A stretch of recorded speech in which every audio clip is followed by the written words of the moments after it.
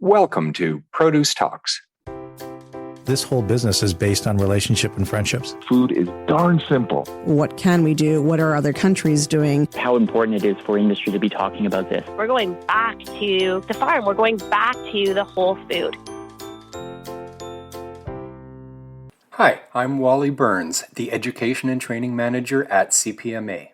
CPMA would like to acknowledge Nature Fresh Farms as our Produce Talks series sponsor. Find out more about Nature Fresh Farms and how they are growing for a kinder future at www.naturefresh.ca. You can keep up with them on Instagram or Twitter at nature_fresh and on Pinterest at naturefresh, along with other social media. This past spring in Toronto, CPMA was proud to host the Innovation Zone at our convention and trade show. In April 2024, we will host the next in-person Innovation Zone in Vancouver, where produce innovators can showcase their new technology to attendees of the trade show. Other organizations act as produce incubators or accelerators, and they provide valuable assistance and expertise to the innovating companies to help get their technology to market. CPMA also has an online produce innovation hub where produce innovators and incubators can post and share information to get the attention of the produce industry. www.produceinnovationhub.com is open for business. The first part is Mike Mauti interviewing Denise VanderVeen of CleanWorks, who are a produce innovator, and Andrew Wylie of Vineland Research and Innovation Center. Vineland Research acts as an incubator and accelerator with CleanWorks, as well as with many other companies. The second part has Mike Mauti interviewing Mike Meinhardt of Provision Analytics, and Heather Marshall from the Creative Destruction Lab, or CDL. CDL is associated with the University of Calgary and the University of Toronto. In addition, listen to the end of the podcast for this month's Industry Insights. Mike Mauti shares current statistics from the Canadian consumer market. It's a short 5-minute segment that will provide you with timely updates to help in your business. Now, let's listen to Mike Mauti conduct the two interviews. Well, thank you, Wylie, and thank you very much, Denise and Andrew, for joining us. We have an exciting topic to talk about today. We're going to talk about innovation, and I'm really excited to hear what you guys have to say, because sometimes innovation can be a concept that is hard to grab hold of. And today we've got a living, breathing innovation to talk about. So maybe, Denise, why don't we start with you? Why don't you describe for us what your innovation is? So here at CleanWorks, our technology is a waterless intervention step to decontaminate against pathogens, viruses, molds, and mildews. So we're using a low percentage of hydrogen peroxide that we mist or nebulize into tiny droplets. We use a little bit of ozone and then UVC light, so ultraviolet light. That is actually the catalyst to break down the ozone and hydrogen peroxide into highly antimicrobial hydroxyl radicals. So we're creating a gas phase reaction inside of our technology. And again, that's to decontaminate produce, so fruits and vegetables, both fresh and frozen, and also non-produce items like RPCs, crates, and pallets. And the other wonderful thing about our technology is there's no byproducts. There's nothing, no residue left on the produce that we're putting through. And this reaction, after the hydroxyl radicals are created, the output is water and oxygen. Our technique is used in post-harvest. So again, in post-harvest fruits, vegetables, and non-produce items. So what we're seeing is not only does it decontaminate, but it helps extend product shelf life. And our customer base is mostly anywhere throughout the food chain from field to fork. We work with growers, processors, packers, shippers, and even retailers. And now what we're doing with Vineland Research and Innovation Center is we're working on pre-harvest technology. So we're taking that gas phase hydroxyl radical treatment and treating produce as it's growing in the field. Wow, that's really, really exciting. Some pretty impactful stuff. I'm interested to hear how the different folks along the supply chain can apply this process to their product. On the post-harvest, obviously anywhere that you are working with plants that have been harvested. So we are working at large-scale farms. They have implemented it before it might go to retail or larger processors. We can work with processors directly or indoor growers as it is a very, very good technology and doesn't cause any harsh outcomes like using, a triple wash system or something like that might damage your plants. Again, we work with shippers as well because it does help with that shelf life. We're getting rid of all those spoilage micros as well. So we can see extension to shelf life as well as ensuring we're creating a safe product to be delivered to retailers. On the retailer side, we've got some interesting partnerships where we're actually working on the commissary side of retail. So instead of having the commissary items made in each individual stores, some retailers are actually starting to do commissary hubs. And a Canadian retailer is going to be working with us and all those commissary goods. So like cut salads, cut fruit, cut vegetables, those pre-made sandwiches, all of that will be going through CleanWorks technology before going to each individual store. That's really amazing. I get the impression that getting a new product or a new innovation out into the marketplace can sometimes be a bit challenging. I'd love to hear how you've utilized some of CPMA's resources to help get your product known or into the market. So our partnership with CPMA has been amazing. The first kind of introduction that we had was in the Toronto Trade Show. We were in the innovation zone, and that was such a great opportunity for our company to interact in a meaningful way at this trade show. The fact that we arrived and there was a turnkey booth makes it extremely accessible for us as first-time exhibitors at the CPMA. And it was amazing to be around other innovative companies and make connections with them, along with all the other attendees. We were able to really be able to talk about our technology in an impactful way and have a beautiful booth to showcase what we're doing. The other thing that we've done is we've used the innovation hub that you guys have on your site. So we were able to register our technology on that site so it is accessible to everybody involved in CPMA. That's great. So it's good to get your message out using some of those resources. But of course, before you could get your message out, you had to develop your innovation. You did a lot of work with Vineland Research and Innovation Center. How did you get involved with them to begin with? Yeah, so in 2021, we applied for the Food Waste Reduction Challenge, which is hosted by Agriculture and Agri-Food Canada. And I'm happy to say we are now finalists along with some other incredible and innovative Canadian companies. And VRIC was really a key for us in getting through this challenge. This is where we started, again, developing our pre-harvest technology.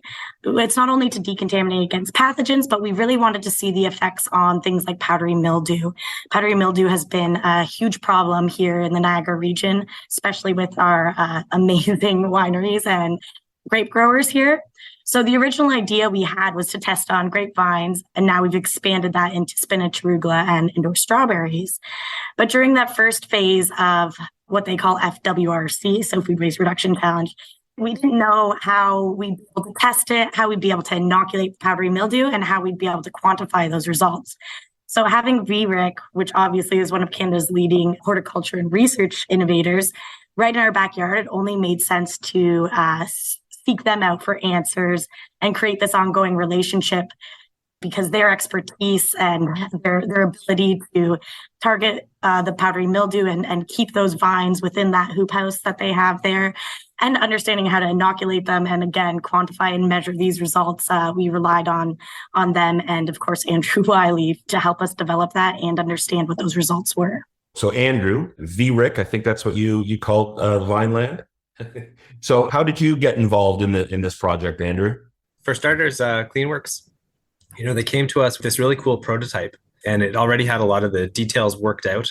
Denise explained some of those details where they used their process for other applications. And so they hadn't tested it specifically on growing grape and strawberry plants, but they presented us with this level of technology that allowed us to meet them at this point where we could use our expertise in testing technologies on agricultural systems to quickly develop a testing platform for them that had this appropriate level of sensitivity to disease severity to really put their process through its paces in a single growing season, which was really important to CleanWorks compared to a more lengthy research project, which might span many years. So being able to tailor our growing systems to a specific problem like this one is, well, very interesting for starters. But it's an area where our facilities at Vineland, whether we're looking at field crops or orchard crops, greenhouse stuff or growth chamber crops, the facilities allow us to spin up these kinds of projects pretty fast. So specifically for this project, we are able to use that expertise in working with the powdery mildews that Denise touched on, which can be kind of tricky sometimes. They're obligate biotrophs, which means that they're a type of parasitic organism that needs a host plant to grow. And so we can't, like we can with other pathogens, throw them in the freezer and then bring them out when we want to make a plant sick. So, this means they usually grow when we don't want them to, like when we're producing crops. But sometimes they refuse to grow when we do want them to for research. So for us, this meant actually going out to an abandoned vineyard to go collect spores and then using those immediately on our susceptible grape varieties to get the disease going. So that's always a bit of an adventure. So this step is kind of where we like to sit in the technology or the product development pipeline at Vineland. We like to test technologies that are close to deployment, where we can be the ones to provide that third-party validation step to help companies get their technologies to market. So in this case, we're looking specifically at an effect on plant disease. So that landed squarely with my plant pathology team.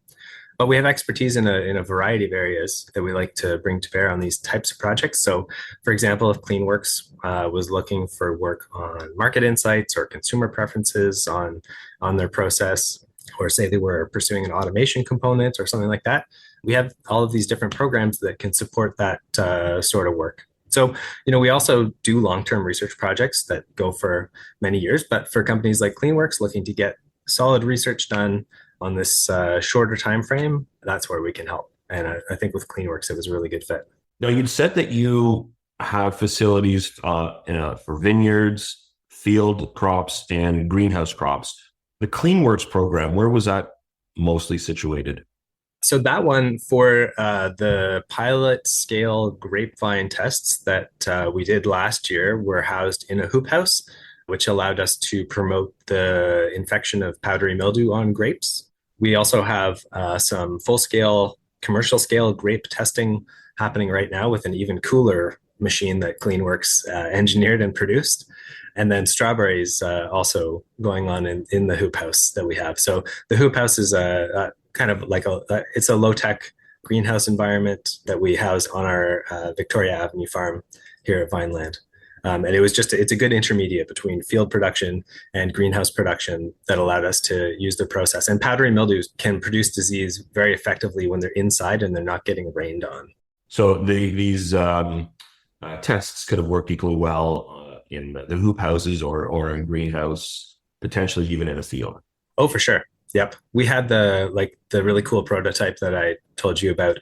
It physically is large enough to go over a row of small grapevines. So that's what we tested last year. The bigger, more advanced unit that CleanWorks produced this year goes over full-scale commercial grape rows. It's a very large machine built into a grape harvester. I'm sure the fact that CleanWorks had a really fantastic innovation helped an awful lot. But what would be some of the things that you would say set CleanWorks up for success in your process? Well, in addition to coming in with a very well engineered prototype that was ready for us to just take the reins and test it out on our crops, we also worked closely with CleanWorks throughout the process. So they're really easy to work with, and they provided engineering expertise where we needed it. And they were pretty much ready to go. All we had to do was, work on the disease system and just test out the unit. So after all this, what did you find? Well, we did have success with the process. So the goal of the process was to demonstrate that the CleanWorks hyperoxyl radical process did indeed kill powdery mildew on the plants without damaging the plants. So after we did some initial calibration, actually CleanWorks did some initial calibration work before we started the full research project. So we knew that we weren't going to damage all of the plants in the research plot. And when we tested the technology against powdery mildew, we did find that compared to our untreated plants, it was effective in controlling powdery mildew. So that was a success. Great. And Denise, what did you like about the Vineland process? What really made it work for you? Well, we came in obviously with the engineering and the technology, but we didn't have the obviously plant pathology side and really didn't know how to quantify these results. So just the plethora of expertise that VRIC was able to bring in. And again, not just on plant pathology, but the other components that they were able to bring in and kind of guide us through this, what we're trying to do to get our TRL level to commercialization.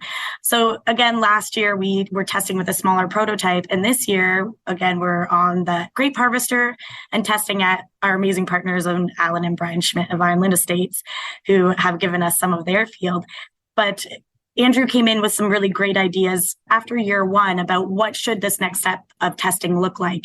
So we're testing, we have different treatments, different speeds, testing day versus night, just to really understand how this technology can be best utilized. So there's a lot of things that, coming from an engineering and technology company that we might not think to ensure that this is immediately applicable to the growers that would be using it. Not only that, I will say partnering with VRIC on the testing, I think really helped us stand out to the AAFC in this, because VRIC is a trusted institution and the testing and reports from VRIC were really thorough and hit the marks for what we needed to relay to show that, we are ready for that commercialization step and we have all of this data behind it.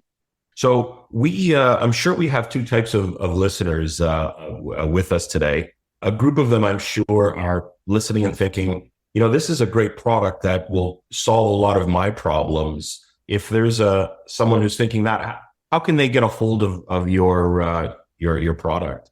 So our commercialized post-harvest product, you can check us out at cleanworkscorp.com, send us a message or email me directly at dvanderveen@cleanworkscorp.com, and we can look into that. The pre-harvest technology, again, we're still in the research and development stage, but if there is interest in this, definitely reach out as well. And we're likely going to be looking at this for next season. Cool. Okay, that's great. And of course, the other section of our listeners are probably thinking, wow, Vineland sounds like a great opportunity for me to advance my innovation. So Andrew, maybe let us know how an organization can get involved with you or your group. So if your listeners have an inquiry that's specifically related to plant pathology or mycology, I'd love to hear from them, of course. And they can reach me at andrew.wylie@vinelandresearch.com. If their project has a different focus, a good point of contact would be our Senior Business Development Advisor, Evan Pilkington, who can be reached at evan.pilkington@vinelandresearch.com. And then, of course, if anyone wants to visit our website, vinelandresearch.com, you'll find a list of the directors and leaders of our various programs. So if your project's related to anything from plant breeding, horticultural technology, or if it's marketing or consumer related, or related to biological crop protection, or if it needs biochemistry expertise, or if it's project related to agronomics or plant responses, those are our big areas of focus here at Vineland. And we'd love to hear from you. All right. Well, I think that's about it. Thank you very much, Denise and Andrew, for spending this time with us. I think it was great to learn about CleanWorks and what it can do for growers and packers and retailers. And Andrew, fantastic to hear about some of the services that you offer companies looking to innovate in the produce space. And now, here's Mike Mauti talking with Mike Meinhard of Provision Analytics and Heather Marshall from CDL Rockies in Calgary. Welcome to both of you, Heather and Mike. Thank you very much for joining us on our CPMA Innovation Podcast. We're going to talk about some exciting innovations in the produce industry. And so why don't we start off with you, Mike? Tell us what it is that you have to offer the produce industry. Yeah, so I've worked in the produce industry for the last 15 or 20 years before joining Provision. And we've had clients tell us that their food safety program comes from the Flintstones age. You have a wide variety of food safety programs within the produce world, from grower, packer, shipper up to produce processor. Really, at the end of the day, 96% of the produce world in Canada and frankly North America is running their food safety program on paper, pen, and spreadsheet. They may be scanning some documents in and using a SharePoint, but what they're missing is rules, regulations, guidelines, corrective actions, and sort of the safety net around the food safety program. In my old world, 9 times out of 10, if something went wrong, you could turn it back towards human error once you did your root cause analysis. And by moving to a digital platform, which is what we offer, we put guardrails up around your food safety program. We catch errors before they happen. We make it a tighter, easier, time-saving process, and we make your audit simpler, easier, faster, and stronger. That's really what we do in the produce world, is we help go from the Flintstones to the Jetsons. Well, that's great. So instead of having a whole lot of pieces of paper with different audits or whatnot, it's all digitized and then provides alerts to the users where maybe they're out of standard or something like that. Yeah, in the day-to-day world of it, it's the alerts, the user experience, the saving time, catching mistakes. Once you're at my old company, we used to have 25 years worth of food safety data on paper, in binders, in boxes, in the warehouse on the top shelves. All that data was lost to us as well. What we were able to do with companies now is have access to that information. So if you want to start comparing your suppliers over the last 5 years, 10 years, if you want to start really doing root cause analysis over a longer period of time, having digital access to that data is critical to be able to sort of manage your business in a more evolved way.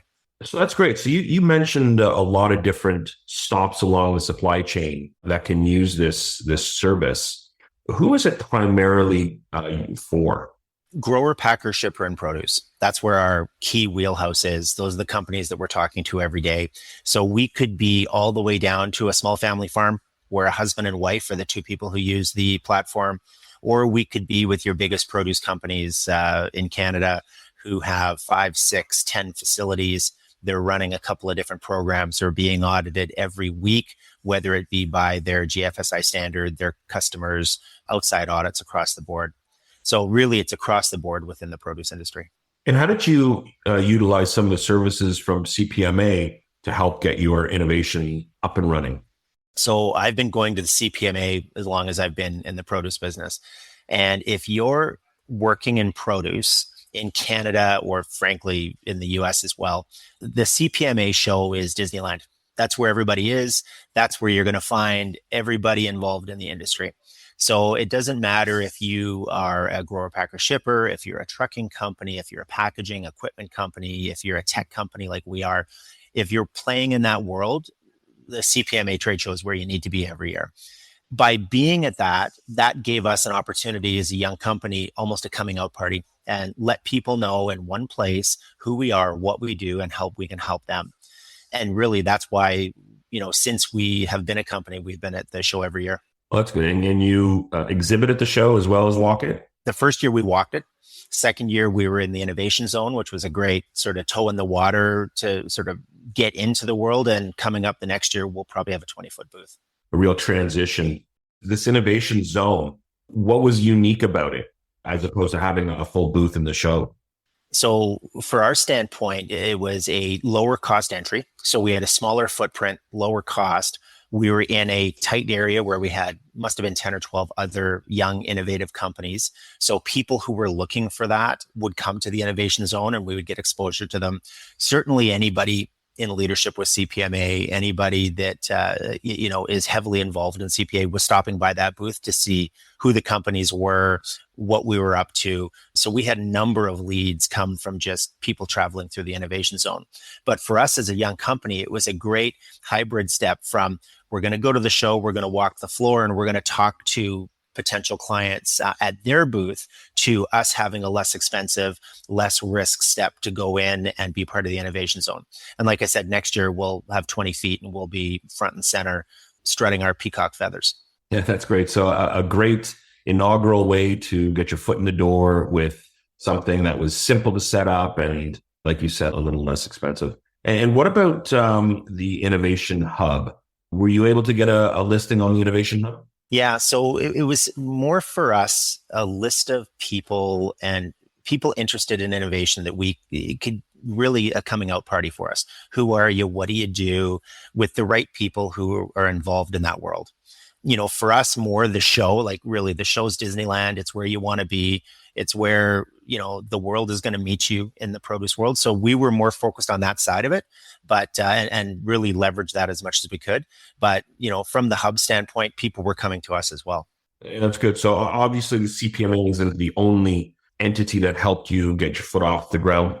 How did you get involved with Creative Destruction Labs? Yeah, so that was an interesting one. As the company started, person after person after person was mentioning creative destruction. And so at some point, and I actually think Heather might have done her MBA with our founder. And so he was hearing about it there. And then, everybody he was talking to was mentioning, you got to go talk to CDL. You got to go talk to creative destruction. Once we dug into it, we found out that their network, you've got 100 plus people. The people in that group have, sold companies sort of like ours for over $500 million. They have stories, they have experience, they have guidance.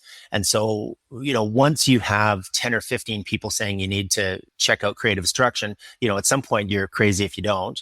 And then once we started digging into it, you just saw that it was a network of people, resources, experiences, stories that was invaluable to us as we started to build our business, scale our business, and continues to be. That sounds like a really good partnership. Let's get Heather involved here. Why do you think Provision was so successful utilizing your resources?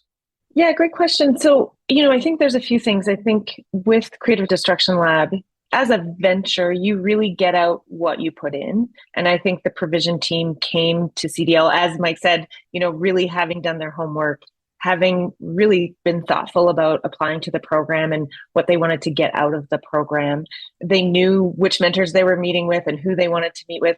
They had a bit of a plan and an idea of what they wanted to get out of it. And then they came really open to feedback, coachable, ready to listen, and ready to sort of take that feedback and make it their own for what was right for their company at that time. And so, I really think those are sort of the things that really help a company be successful within the Creative Destruction Lab process. So what are some of the steps that some of our listeners might be expecting if they were to get involved with Creative Destruction Labs? Yeah, so I think, there's a number of different ways to get involved with Creative Destruction Labs. So if you're, a company like Provision and are interested in getting that support, we have an application process. Everything's on our website, creativedestructionlab.com.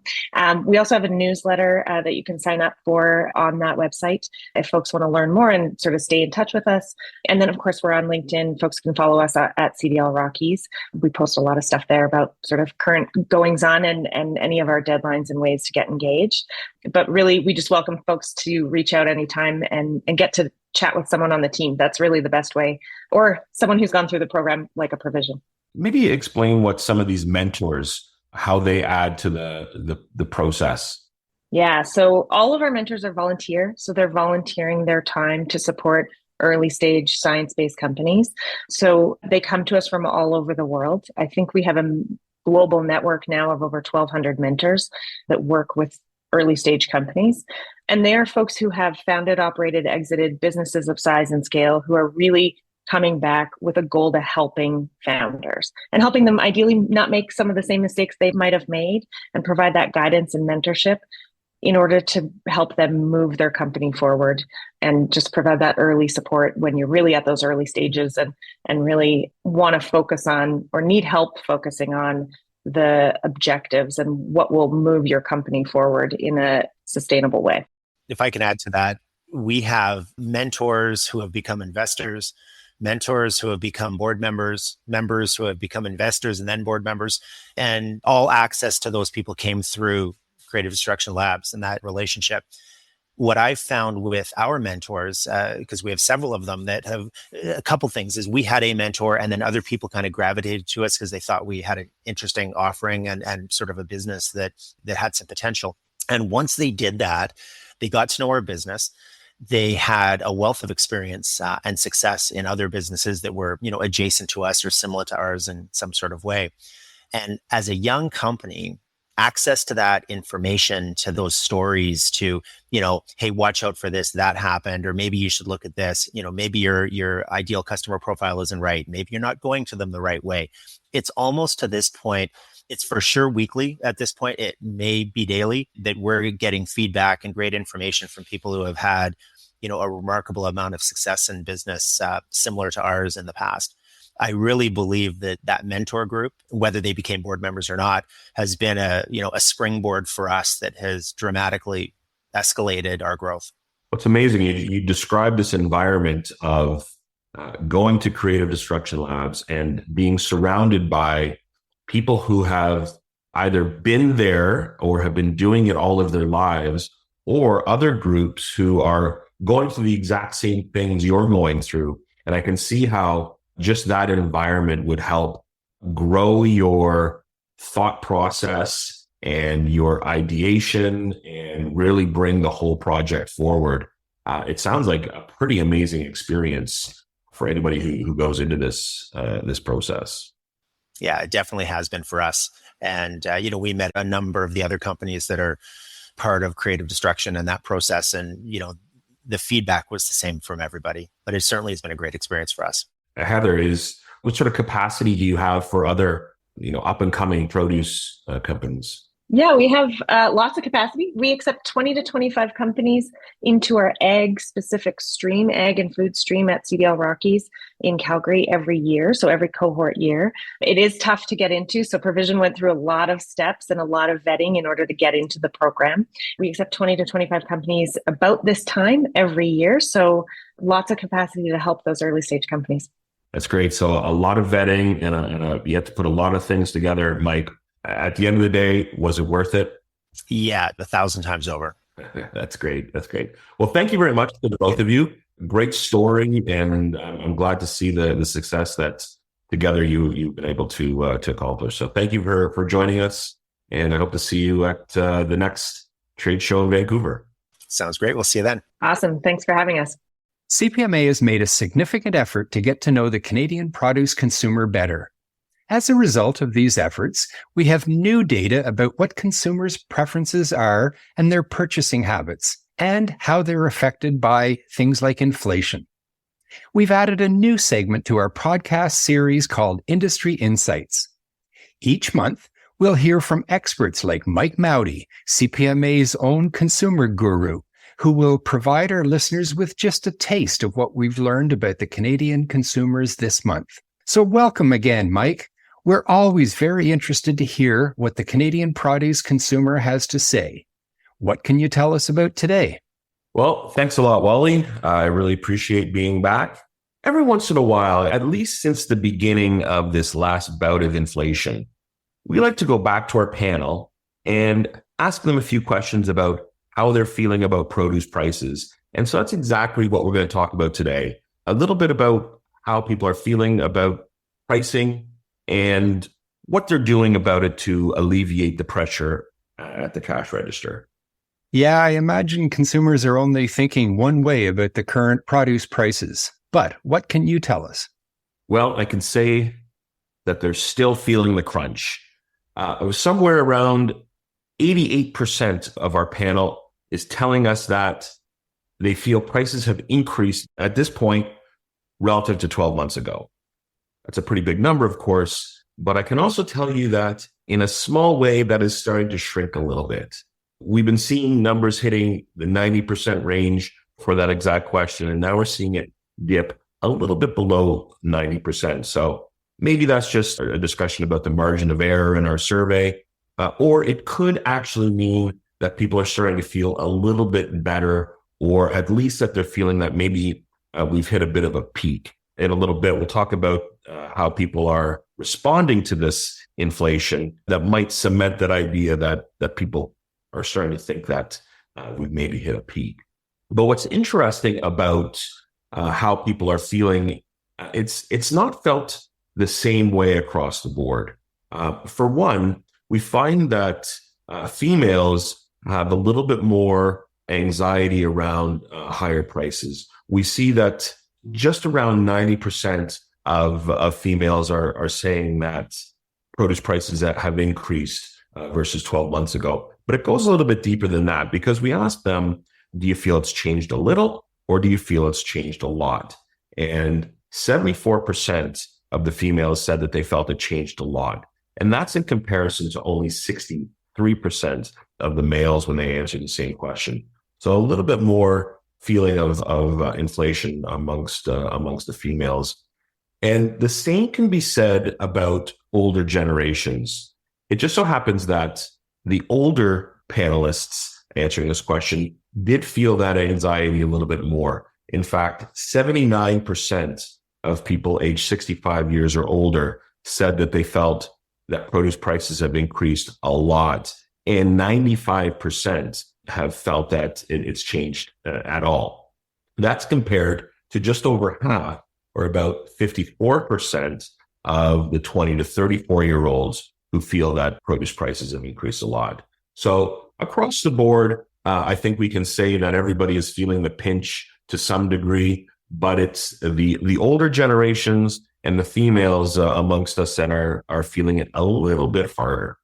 Not a huge surprise. I think I'm feeling the same way as the bulk of Canadians. It seems many people are finding ways to save at the cash register. I know in our house, we're cutting back on some of the extras or the treats that we used to buy. I wonder how many others are doing the same.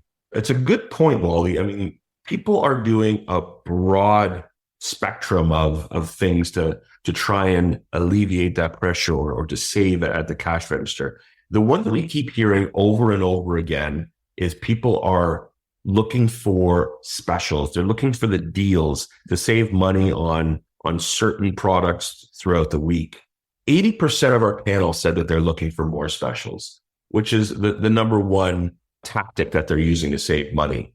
But remember I said that maybe people are starting to feel that we've hit a threshold on pricing. Well, if we look at all of these tactics, we see that about 6 months ago, all of these different strategies were at their peak, and they seem to have pulled back a little bit in our most recent analysis. So while 80% are saying they're shopping the special a little bit harder, that number was 83% 6 months ago.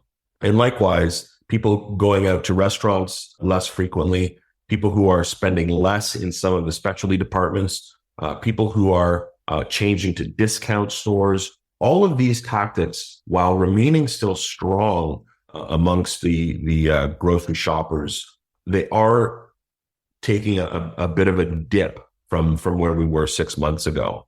And the same thing can be said about some of the demographic differences in terms of how they're approaching the higher prices. We said that females were feeling the pinch a little bit stronger, and they're also utilizing some of these tactics a little bit more frequently than the males. So they're out shopping for more specials than are the males. They're going out to restaurants less frequently, shopping in some of these specialty departments less frequently. They're actually buying less expensive produce more frequently than males in order to combat the inflation, and going to discount stores more frequently.